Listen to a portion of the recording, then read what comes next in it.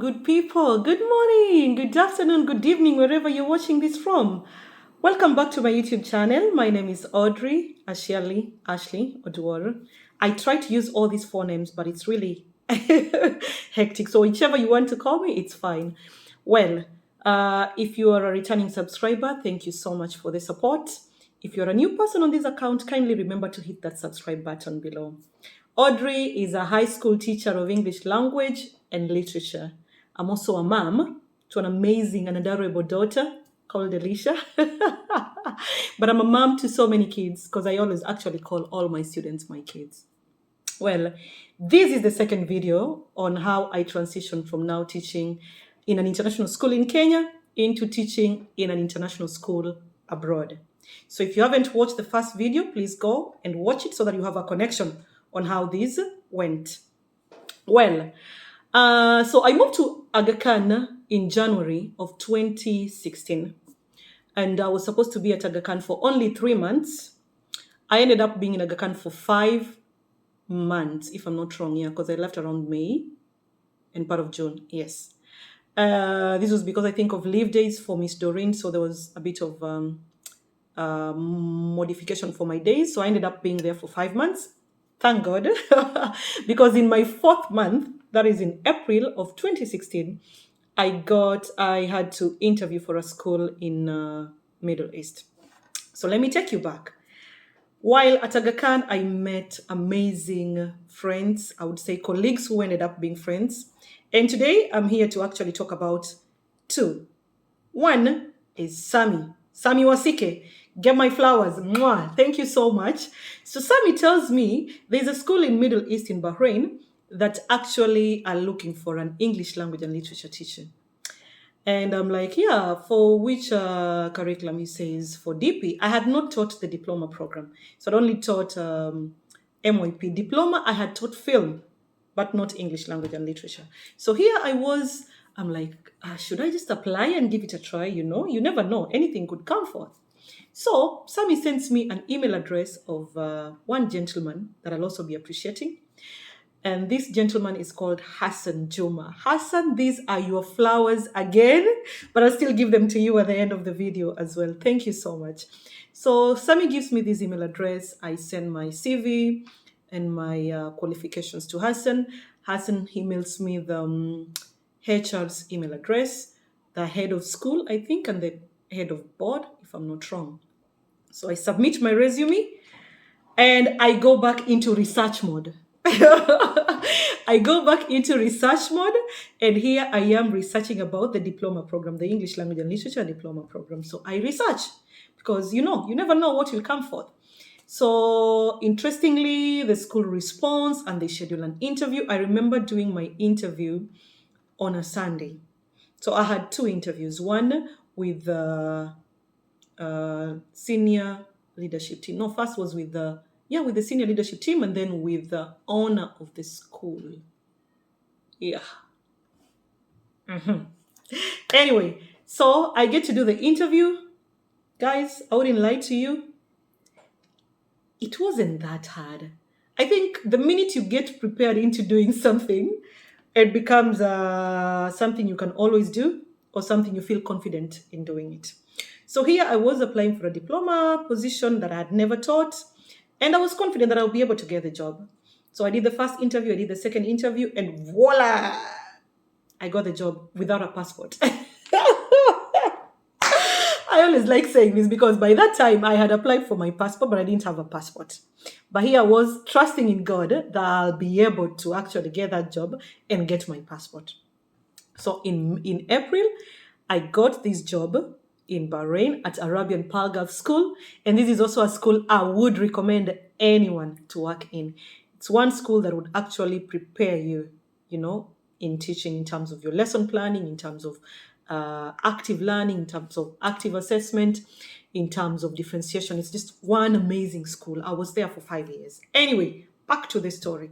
So I get my job, I get this contract, and I start following up on my passport, get the passport, send it to the school. They apply for my visa. As I'm waiting, I have to do my medicals. I think the only amount of money I spent was for paying for my medicals and for my passport, of course.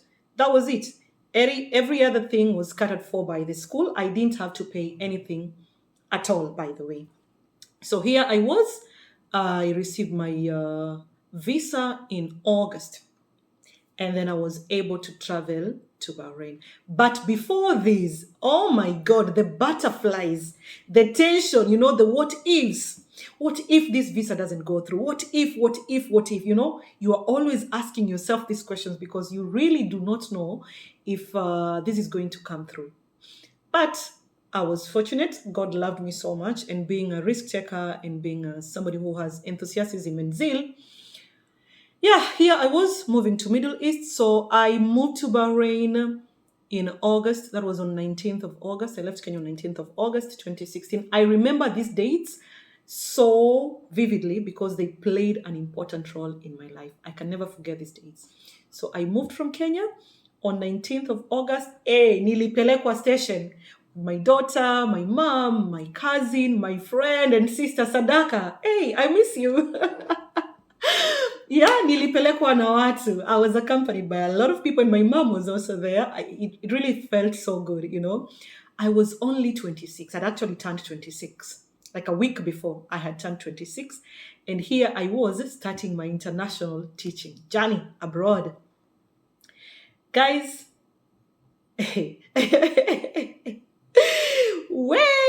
I think I remember telling you the story where my dad was like, you can't be able to go to Middle East and the Al-Shabaab saga. I think I narrated that because we always used to have those stereotypes before you get into meeting people and getting into understanding a culture.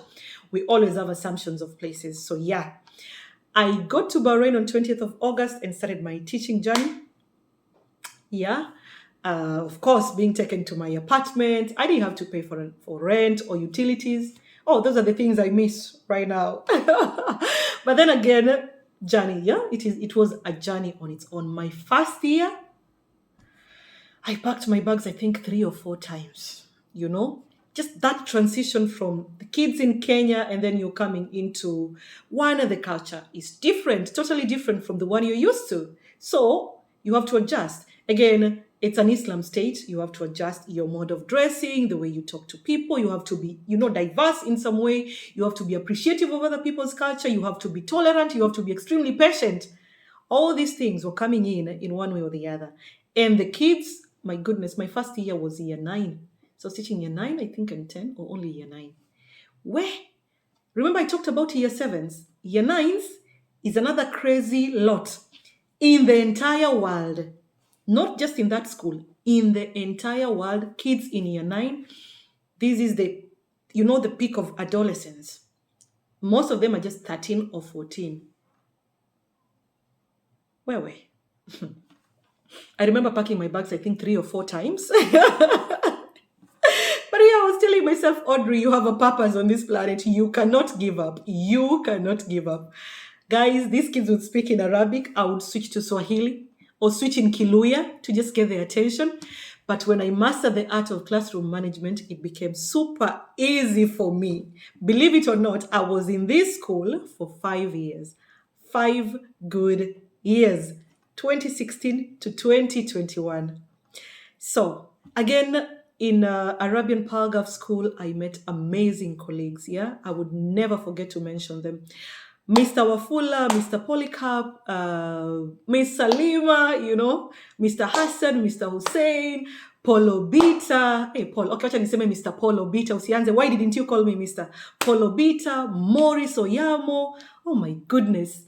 Am I forgetting others? Laban, Edwin Mayoyo, Dan. Wow. Who have I forgotten? George Waweru. We were about 14 or 15 Kenyans in that school in my first year. And guys, it was amazing. The support, I never felt left out. And of course, I cannot fail to thank my administrators, those ones in management. Honestly, they stepped in big time. Big time. Until by the time I was doing 5 years, I had mastered the art of teaching. I had mastered how to create rapport with kids. And again, this is a school I would always recommend. I recommended 5 people, and they're currently working in that school. Let me clap for myself and clap for them. It's amazing. So today, these flowers are for Sammy Wasike. Sammy, wherever you are, I know you're going to watch this. Thank you so much for sharing that email address that I was able to apply to. And Hassan, I would never fail to thank you every single day. Thank you for giving me that opportunity. You held my hand, you guided me through even before the interview, during the interview, and after.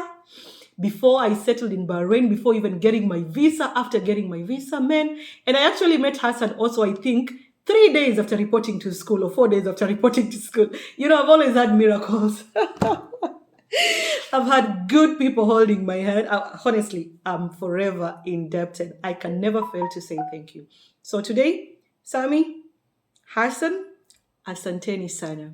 Guys, that is how I moved from teaching at Aga Khan Academy Senior School in Parklands to Arabian Paragraph School in Bahrain, where I was for 5 years.